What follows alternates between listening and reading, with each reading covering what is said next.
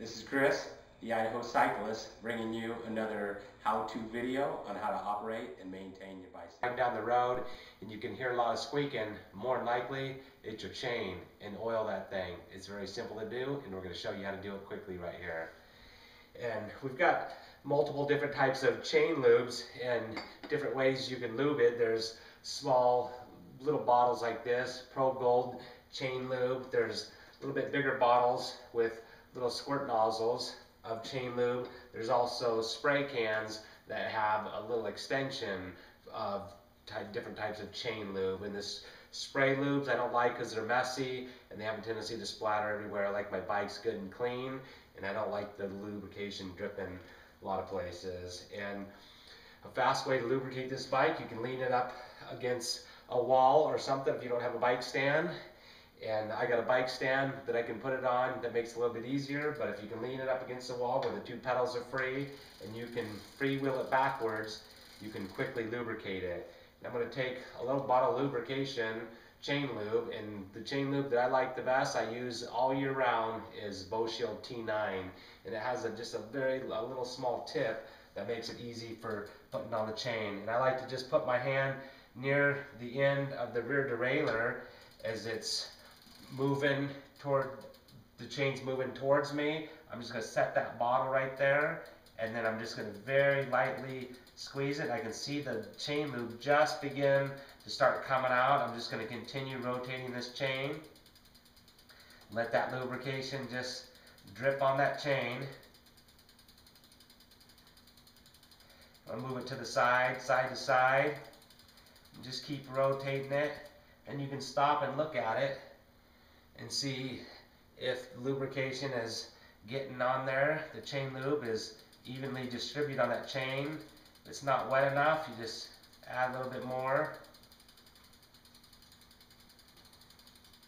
Just going to keep dripping that on there. Once I get it dripped on there, I'm going to take a rag and just put that rag, wrap it slightly, and don't put very much pressure, but just let that chain rotate around your rag, and that will wipe off any excess lube so it doesn't splatter around or drip. You can see the black stuff, that's the dirt and grime coming off along with the excess lubrication. And I like to take one more time, and it's a good idea to just keep this rag setting underneath you in case you squeeze too hard and drip too much chain lube. You don't want it dripping all over your floor or driveway or wherever you're at. So just put it back on there.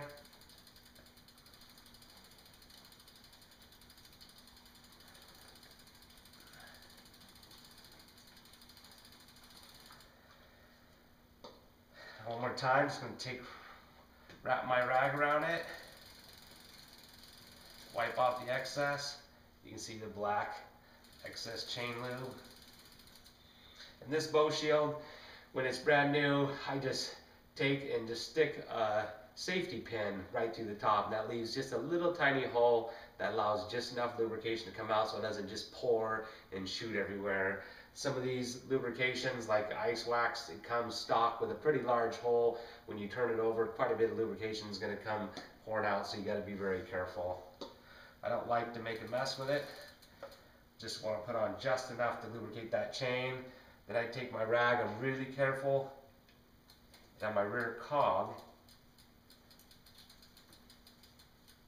I'm just going to wipe off any excess on the rear cog.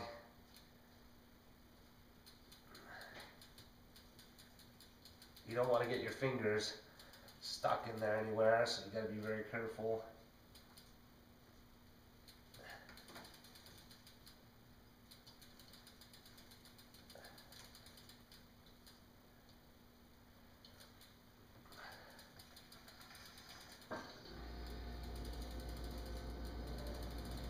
And that's how you lubricate your chain quick and fast.